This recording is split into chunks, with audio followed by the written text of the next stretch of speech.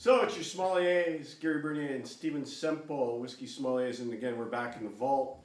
And this time we're doing a versus. Yes.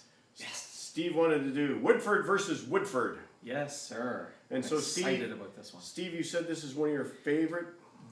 So I lean towards bourbons, first of all, and this is one of my favorite bourbons, is this particular bourbon from Woodford.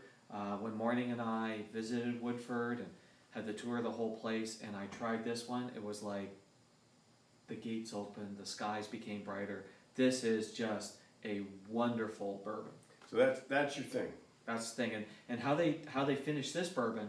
What's different about this one is it's made in the traditional manner, but they barrel it a second time in a toasted barrel. In a toasted barrel. In a toasted barrel. And what does toasting of a barrel mean, Steve? Well, so basically, so you're adding heat to it. So when you get wood, instead of it going dark, it goes that honey color. So you're not burning it. You're not burning it. You're not burning it. So you're not charring it. Correct. So the first barrel's charred, and they put it in one that has been toasted. Toasted. Yeah. Right. And so this is going up against, and I got to put the granny glasses on for this one. Oops, don't need the light. This is going up because it's in this really tiny print on the front that somebody can read. This is select barrels aged a second time in charred American white oak. So both barrels are charred, which means they've. So the first is matured in a custom crafted barrel and then rebarreled in a heavily toasted, lightly charred. So a heavily toasted, lightly charred for finishing.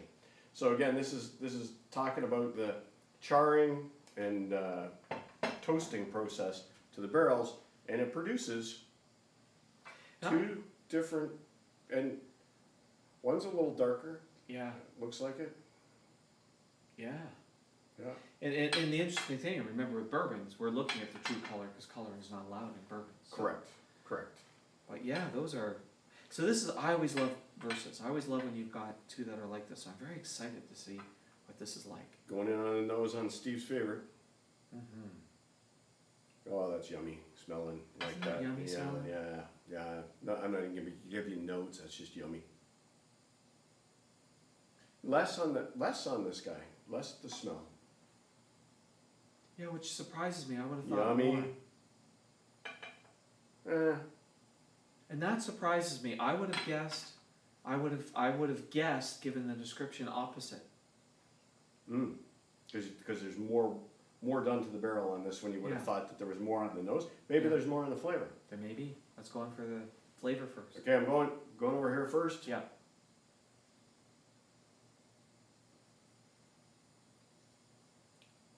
Start smooth, get the alcohol. Finish with a caramel and a little bit of, I can taste a little bit of the char and the toasting on that. So I get the wood, the burnt wood finish on that. This is a two-sip whiskey. Okay. Some whiskeys, I like to call them two-sip whiskeys because there's actually quite a different hit the second, and this is one that I find that is with. Or maybe it's just I like to have two sips. No, I get more caramel on the second sip. Mm-hmm.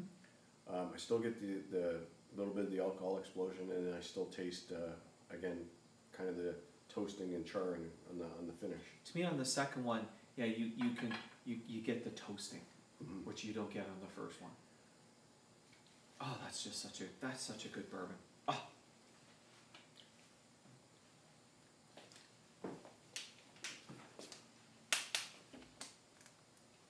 To be fair, had to get some water in there because I don't want to totally mess this up because we're doing a versus.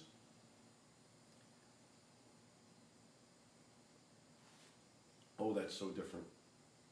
That's way more different than I would have thought.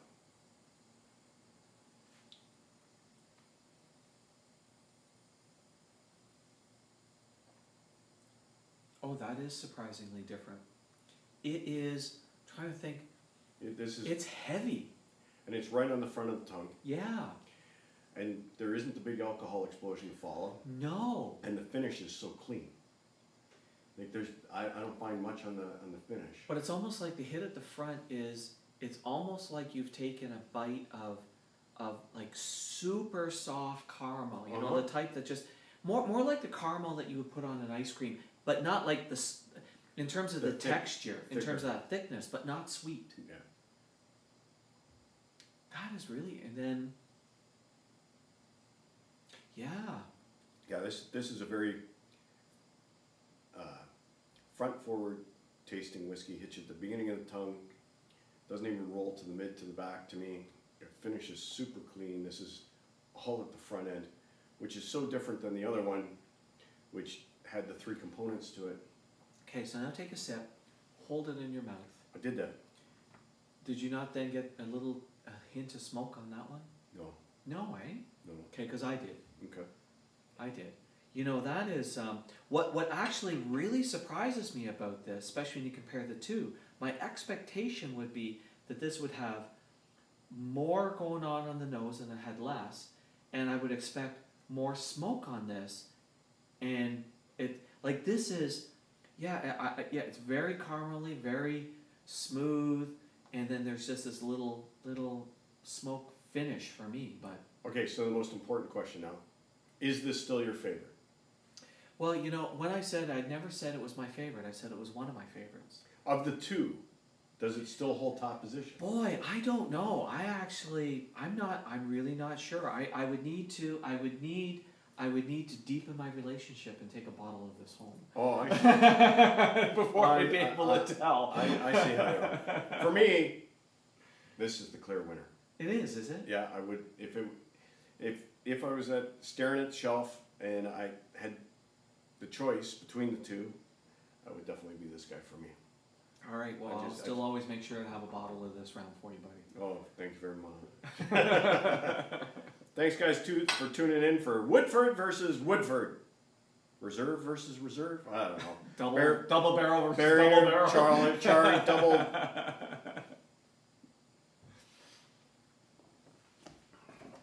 That surprised me.